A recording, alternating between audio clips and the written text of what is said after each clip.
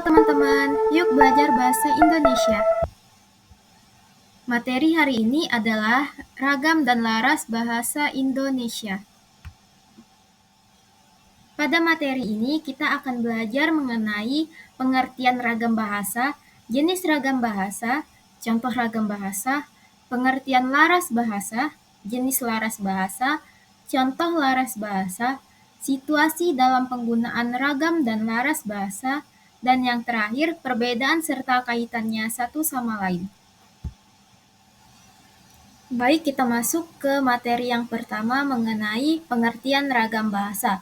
Jadi, ragam bahasa menurut Mustaqim pada tahun 1994 adalah variasi bahasa yang berbeda-beda yang ditimbulkan sebagai akibat adanya ragam sarana, situasi, dan bidang pemakaian bahasa. Sedangkan menurut Warindah pada tahun 2015, ragam bahasa adalah wujud dari pemakaian bahasa yang berbeda-beda oleh penutur, karena adanya faktor-faktor tertentu.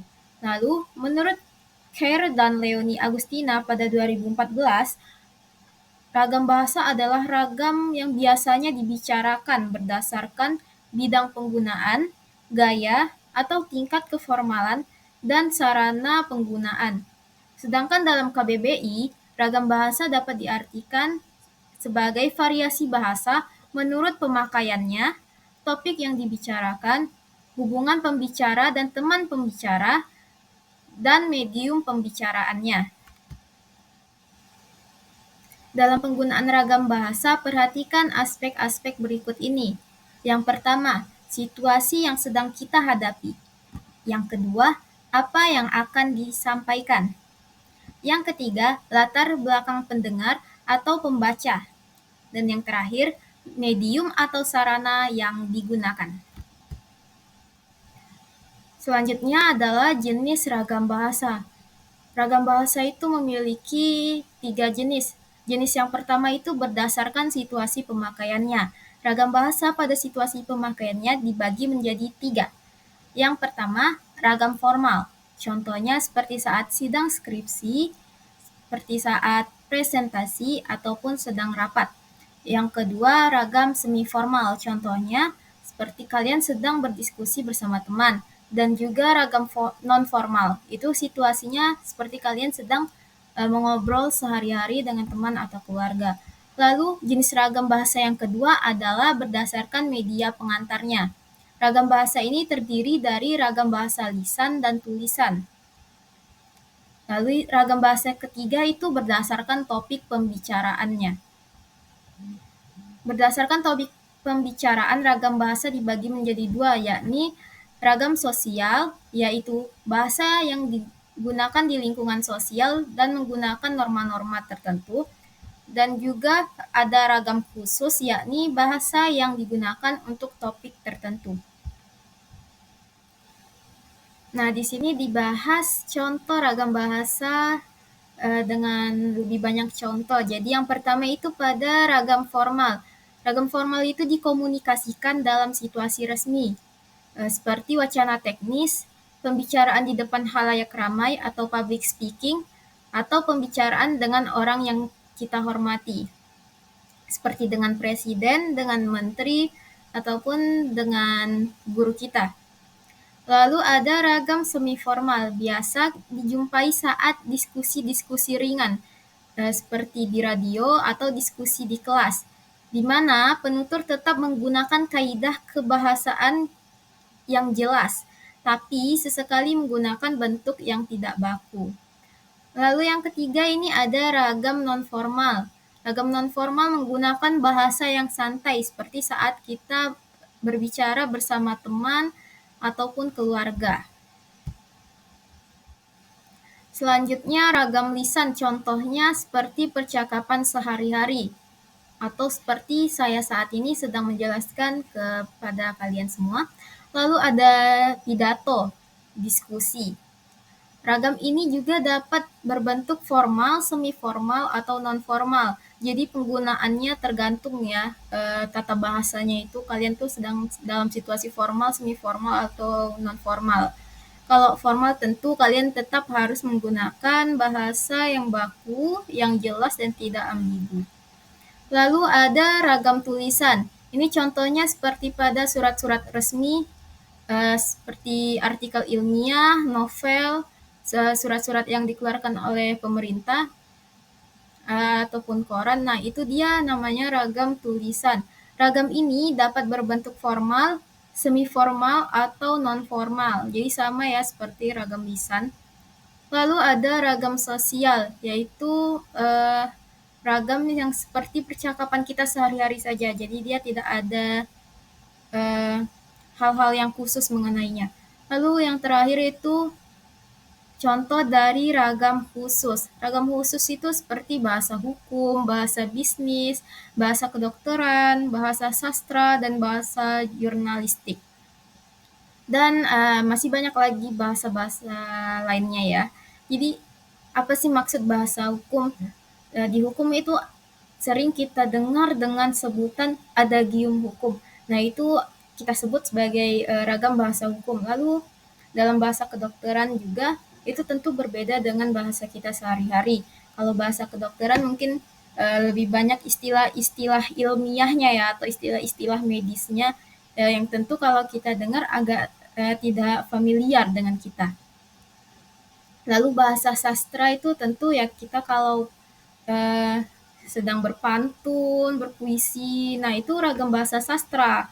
Lalu kalau jurnalistik itu kalau kalian nonton berita ataupun nonton cuplikan-cuplikan video dari tayangan yang ada di medsos, nah itu bisa kita sebut sebagai bahasa jurnalistik. Oke, jadi setelah kita membahas ragam bahasa, sekarang kita akan membahas laras bahasa. Jadi di sini ada pengertian laras bahasa menurut para ahli.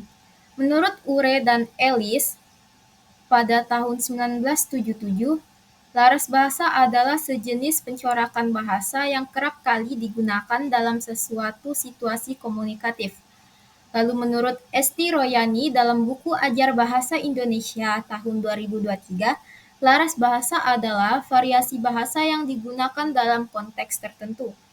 Lalu menurut Naomi S. Baron pada tahun 1979, mengtarifkan laras sebagai variasi linguistik atau linguistic variation yang ditentukan oleh keadaan sosial yang wujud pada ketika tertentu. Lalu dalam KBBI, laras bahasa adalah kesesuaian di antara bahasa dan pemakaiannya. Selanjutnya ada jenis-jenis laras bahasa. Yang pertama itu laras ilmiah. Laras ilmiah adalah gagasan pemikiran yang disertai dengan fakta atau bukti pendukung. Ciri-ciri laras ilmiah itu menggunakan ragam baku. Kalimatnya efektif, lugas, objektif, dan sistematis. Jadi pada laras ilmiah, jangan menggunakan kata-kata yang mengandung makna ganda atau ambigu. Lalu yang selanjutnya, nomor 2 ada laras sastra. Laras sastra difungsikan untuk menulis karya sastra. Yang ketiga, laras hukum. Laras hukum adalah laras yang lazim atau yang biasa kita gunakan dalam bidang hukum. Biasanya banyak berhubungan dengan perjanjian dan peraturan. Perjanjian yang dimaksud sini adalah perjanjian yang berkaitan dengan hukum ya tentu saja. Lalu yang keempat ada laras jurnalistik. Laras ini adalah laras yang digunakan dalam bidang jurnalistik. Ini digunakan untuk mencari, menyusun, dan mempublikasikan berita atau kegiatan lain yang berkaitan dengan jurnalistik. Yang kelima ada laras bisnis atau profesional. Laras ini adalah laras yang digunakan oleh kalangan profesional seperti pebisnis. Nah, jadi setelah membahas mengenai jenis laras bahasa, untuk memahami lebih lanjut di sini ada contoh laras bahasa. Yang pertama itu laras ilmiah. Jadi laras ilmiah digunakan dalam penyusunan karya ilmiah. Contohnya seperti skripsi, tesis, disertasi, artikel, laporan penelitian, makalah, proposal penelitian, laporan, dan sejenisnya yang berkaitan dengan karya ilmiah. Lalu pada laras sastra, ini contohnya puisi, sajak, gurindam, pantun, cerita pendek, dan novel. Lalu yang ketiga ini laras hukum. Contohnya seperti peraturan presiden, undang-undang, peraturan yang dikeluarkan oleh pemerintah, surat-surat yang berkaitan dengan hukum dan resmi, dan sejenisnya yang berkaitan dengan hal-hal hukum dan politik. Lalu ada laras jurnalistik. Laras ini contohnya berita di televisi, lalu ada koran, poster, dan juga iklan. Lalu yang terakhir itu laras bisnis, contohnya surat perjalanan dinas, laporan kerja, laporan keuangan, laporan kerjasama, dan sejenisnya yang berkaitan dengan bisnis atau perusahaan. Nah, selanjutnya ini ada situasi atau cara dalam penggunaan ragam dan laras bahasa.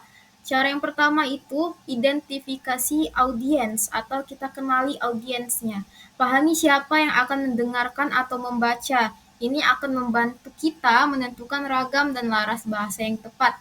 Lalu yang kedua, pilih konteks yang tepat. Penggunaan laras bahasa disesuaikan dengan konteks. Pertimbangkan situasi di mana komunikasi berlangsung. Apa itu formal, non-formal, semi-formal, atau bagaimana? Jangan sampai salah memilih. Jangan sampai saat sedang rapat yang bersifat formal malah menggunakan ragam dan laras yang bersifat non-formal. Lalu yang ketiga itu gunakan kosakata yang tepat dan terstruktur. Kosakata yang tepat seperti apa? Itu seperti yang terdapat pada EYD atau ejaan yang disempurnakan. Jadi, gunakan kosakata yang sesuai dengan ragam dan laras yang dipilih. Hindari istilah yang mungkin tidak dipahami oleh audiens kita ataupun oleh pembaca kita. Jadi, tidak akan terjadi misinformasi atau miskomunikasi. Lalu, perhatikan nada dan gaya bicara. Nah, dalam komunikasi lisan seperti saat ini, nada, suara, dan ekspresi itu sangat penting. Tapi dalam tulisan, yang penting itu adalah gaya penulisan harus sesuai dengan konteks.